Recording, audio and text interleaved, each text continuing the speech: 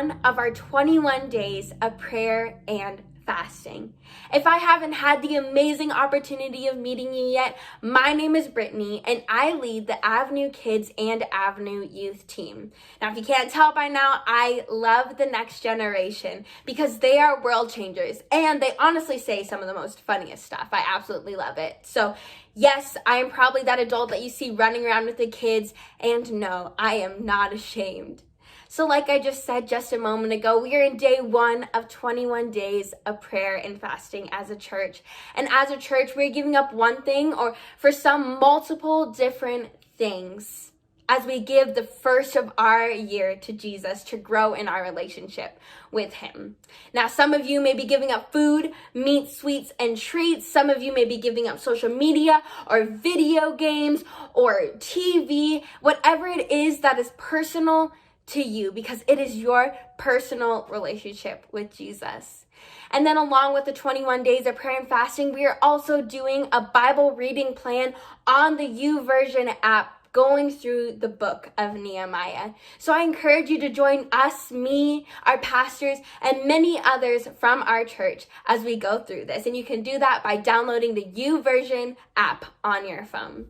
So as we bring up Nehemiah, I'm going to read you all a verse found in Nehemiah chapter 1, verses 1 through 4. And it said, the words of Nehemiah, son of Hakaliah. In the month of Kislev, in the 20th year, when I was in the citadel of Susa, Hanani, one of my brothers, came from Judah with some of the other men. And I questioned them about the Jewish remnant that survived the exile and also about Jerusalem. They said to me, those who survived the exile and are back in the province are in great trouble and disgrace. The wall of Jerusalem is broken down, and its gates have been burned with fire. When I heard of these things, I sat down and wept. For some days I mourned and fasted and prayed before the God of heaven. Now, as many of you know, we are in this collection of talks called Dunatos, and that is strength. And if I'm being 100% honest, when I first read this, my first thought about Nehemiah was not strength. He didn't go into it thinking about all the ways that he could avenge those in Jerusalem, and he didn't get angry and mad and hyped up and super strong. You know what he did? He wept. And in culture, a lot of times we see crying as a sign of weakness. And when we're going through something, we put up a front because we think that it's quote unquote strong to do that. But I want to tell you something. It is okay to mourn what is going on in your life. It's okay to cry. But here's the thing. Nehemiah, he wept. He cried. He was sad about what happened in Israel. But he wept and fasted and he prayed.